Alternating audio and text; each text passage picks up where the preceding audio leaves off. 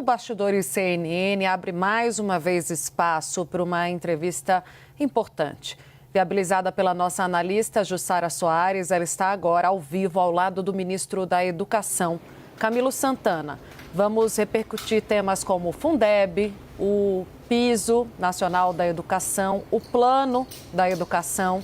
Jussara, por favor, comece a entrevista e a gente vai girando aqui no estúdio. Boa tarde, ministro, bem-vindo.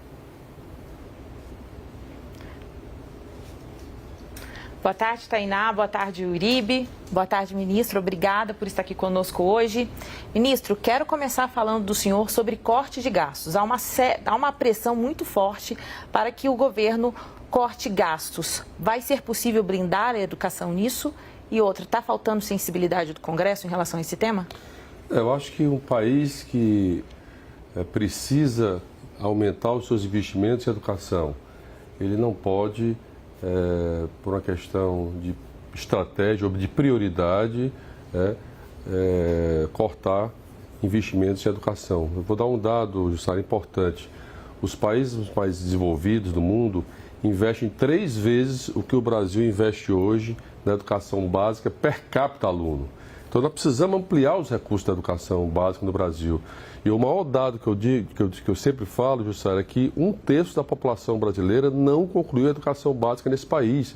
Isso tem um impacto muito grande na economia e um impacto muito grande social. Então, eu serei sempre um defensor árduo de que nós precisamos ampliar, ao invés de cortar gastos para a educação, precisamos ampliar principalmente para áreas estratégicas da educação brasileira, repito, que é a educação básica, e eu não tenho dúvida que esse é o mesmo pensamento da sensibilidade do presidente Lula. Mas e o Congresso? Está faltando sensibilidade em relação a isso, a ser mais sensível à questão da educação? Não, inclusive eu tenho discutido, eu sou parlamentar, eu tenho discutido isso com os meus colegas senadores e com o parlamento, acho que sempre numa construção de diálogo. É muito ruim quando você já tem limitações de recursos orçamentários e você, quando envia o orçamento do Congresso, o Congresso faz cortes, né? Foi cortado quase 3 bilhões do orçamento que foi encaminhado para o Congresso Nacional para o orçamento de 2025. Então, isso prejudica todo um planejamento, toda uma estratégia, onde a gente implementa políticas importantes de escola de tempo integral, de alfabetização de crianças na idade certa, do próprio programa Pedimento. Então, são recursos importantes para a gente melhorar os indicadores da educação básica brasileira. Então, será sempre importante esse diálogo e tentar o convencimento e mostrar a importância para o Congresso Nacional da educação desse país. Tainá e Uribe. Vamos falar de piso e vinculação com o orçamento ou desvinculação, ministro, que é um tema que vai e vem. A gente conversa sobre ajuste fiscal, ele também entra no debate, né? Recentemente houve novamente essa conversa no governo. Tem muita gente ali, parlamentares, não só parlamentares, gente no mercado, acadêmicos, dizendo que há uma necessidade urgente de se discutir a desvinculação dos pisos, saúde e educação, do orçamento público. A gente entende, do ponto de vista da política e do governo, que há um receio sobre o timing, o momento. 2025, véspera de ano eleitoral, 2026 não é uma medida popular mexer nisso. Existe espaço para, em algum momento, eventualmente, num próximo governo, lá para 2027, esse assunto ser encampado pelo governo, pelo Ministério da Educação, com o seu apoio? Se o senhor estiver novamente na cadeira, ministro. Primeiro, Tainá, é um prazer conversar com você. Primeiro, eu acho que desvincular os investimentos em educação em relação ao piso, eu acho também um grande erro para o país. Primeiro porque os investimentos que hoje o Ministério da Educação faz, o governo federal faz em educação, está bem superior já ao piso constitucional, né? E aí é um grande risco, né, em governos futuros ou com essa mudança, a gente conseguir reduzir, diminuir. Ao invés de a gente precisar de mais investimentos na educação, a gente está reduzindo os investimentos na educação num país tão enorme como o Brasil é. Então, eu acho que também sou contra qualquer desvinculação E, aliás, ao contrário, o Brasil deveria estar cumprindo o que é lei, o Plano Nacional da Educação, que foi aprovado há 10 anos atrás, que tinha que cumprir as metas agora em 2014, vamos aprovar o próximo agora, esse ano, para os próximos 10 anos, dizia que o Brasil tinha que investir 10, chegada a 2014, a 2024, que é o final da implementação do plano, nós teríamos que estar investindo 10% do PIB em educação no Brasil. E hoje a gente ultrapassa um pouco mais de 5% do PIB. Então, e é lei, que foi aprovado pelo Congresso Nacional. Então, acho que nós precisamos ao contrário, nós precisamos encontrar mecanismos, né, de garantir mais investimentos em educação, para garantir mais escolas, mais creches e cumprir, inclusive, as metas do PNE.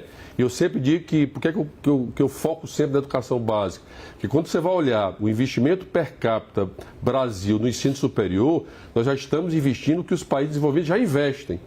Mas quando a gente olha para a educação básica, nós estamos investindo 1/3 do que os países desenvolvidos investem nos seus países. Então, o grande desafio brasileiro está na educação básica. É a evasão escolar, é a escola tempo integral, é a alfabetização, é a aprendizagem da matemática, é o abandono escolar. Então, esse é o maior desafio e nós precisamos investir mais, né, na educação básica brasileira. Ministro, o senhor falou do Plano Nacional de Educação. Vou continuar nessa toada. Vai ser analisado agora pelo Congresso Nacional. Pelas emendas que foram apresentadas, eu vejo muitas de integração ou de inclusão na sala de aula. O que o senhor considera importante estar presente nesse plano para os próximos anos? Não, o primeiro plano, é importante a sociedade saber que o plano são as metas da educação brasileira para os próximos 10 anos. O que é que nós queremos em termos de crianças em creches, de escola tempo integral, de alunos com ensino superior, enfim. Então, esse para mim é um dos mais importantes mecanismos, né? Primeira preocupação, que a inovação desse novo plano que nós também encaminhamos para o Congresso Nacional, que, aliás, foi um dos projetos que tem o maior número de emendas da história do Congresso Nacional, é esse plano nacional que está no Congresso Nacional, né, já está sendo debatido.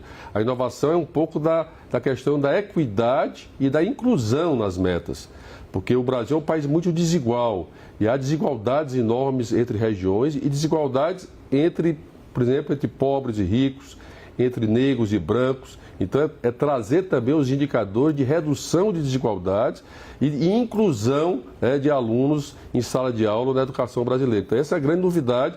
E que eu acho que também a outra novidade é na gente criar ferramentas de acompanhamento e de controle da execução desse plano. Não pode ser só um plano que seja aprovado pelo Congresso, vira uma lei e pronto.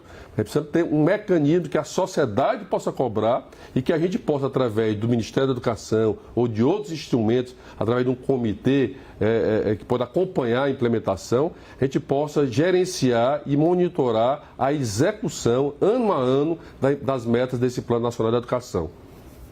Ministro, queria falar sobre o Pé de Meia, que é uma das principais vitrines do governo nessa gestão do presidente Lula. É possível pensar em ampliação deste programa diante de tantas restrições orçamentárias? Olha, governar é fazer escolhas. Eu fui governador e sei de que às vezes o lençol é curto e você precisa ter prioridades e estratégias. O presidente Lula, quando me convidou para vir para o Ministério, ele colocou o desafio de a gente melhorar os indicadores da educação básica brasileira. Quando a gente vê que 1/3 da população não concluiu o ensino básico, quando a gente vê que 480 mil jovens abandonam o ensino médio brasileiro em escola pública, quando a gente assumiu o Ministério, apenas 36% das crianças sabiam ler e escrever na idade certa. Então, é uma estratégia que a gente está construindo e o Pé de Meia é uma delas. Ela faz parte de um processo para a gente garantir qual é o maior sonho de uma mãe ou de um pai ou de uma família brasileira, é ter o sucesso do seu filho.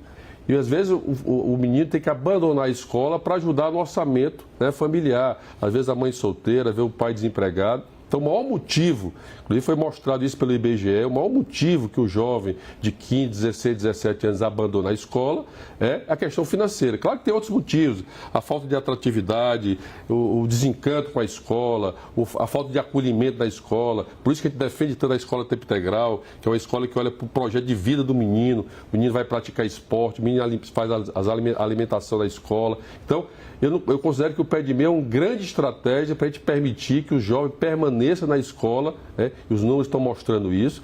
E a ideia é que a gente pudesse universalizar. Hoje a gente tem 4 milhões de jovens sendo beneficiados com o PEDME. Para a gente universalizar, a gente precisaria atingir 6.800.000 alunos, aproximadamente, em todo o ensino médio público brasileiro. E é claro que é um debate que nós vamos fazer esse ano para a construção do orçamento do ano que vem. Vamos fazer esse debate com a Fazenda, já tratei isso com o ministro Haddad, o presidente Lula é defensor dessa política. É claro que eu sei que governar também tem as restrições, precisa ter um equilíbrio fiscal, mas eu acho que o PEDME é uma grande estratégia importante pensando na juventude brasileira e pensando no futuro de um país que quer garantir a escolaridade, que todos possam terminar o ensino médio nesse país. Vamos lutar por isso, Sara. Eu vou ser um lutador para que a gente possa incluir no orçamento do ano que vem, para que a gente possa ampliar o PEDME para todos os estudantes da escola pública brasileira. Ministro, vamos entrar um pouquinho em política também. O senhor é sempre consultado aí no que diz respeito, né, à articulação, eventualmente, foi governador, tem trato nesse assunto. Cada macaco no seu galho, disse o presidente Lula. O senhor deve ter acompanhado sobre essa recente crise envolvendo o IOF. Lula foi além e disse que ele não governa, governo, presidente, sem o Supremo Tribunal Federal. O senhor concorda e a que o senhor atribui essa posição do presidente? É uma dificuldade da articulação no Planalto? É a falta de base? É a base que se diz independente? Onde é que está o problema na política do governo hoje, ministro? Não, primeiro, Tainá, eu acho que eu sou um ferrenho defensor do diálogo. Sempre foi meu estilo quando fui governador e é o que eu sempre acredito na construção. Claro que a democracia é isso, você pensar diferente, mas você construir consensos, você tentar construir caminhos e pontes para, e no caso da governabilidade de um país. O presidente Lula é uma pessoa de diálogo, é uma pessoa que tem boas relações com todas as áreas e principalmente com o Congresso Nacional. O que esse episódio específico, e é claro que a demonstração dessa boa relação é a prova de vários projetos que foram aprovados durante esses 2 anos e meio do governo, nessa relação Congresso e Poder Executivo. E o maior exemplo dele é a reforma tributária, quantos anos a reforma tributária estava aí, e foi com um diálogo, com uma forma transparente, com respeito aos poderes, que se construiu os caminhos. O fato isolado dessa questão do IOF, o que o presidente Lula está fazendo é simplesmente garantindo uma das prerrogativas que é do presidente da República, que é fazer decretos, e o Congresso Nacional só pode derrubar um decreto a partir do momento que ele seja inconstitucional, se ele cometeu alguma inconstitucionalidade em relação a esse decreto. Mas o que a gente viu de fato foi simplesmente o Congresso ser contra o decreto e derrubar o decreto. Então, você acaba abrindo uma prerrogativa enorme das condicionalidades de um presidente da República. Então, o que o presidente está fazendo é pedindo ao Supremo Tribunal que avalie se o decreto que o presidente emitiu em relação ao IOF é inconstitucional. Então, ele não está questionando a decisão do Congresso, está querendo que o Supremo avalie se o decreto é constitucional e se vale, e é uma prerrogativa do presidente da República. Eu acho que eu defendo que o presidente, as relações precisam serem retomadas pelo bem do país, pelo bem do país.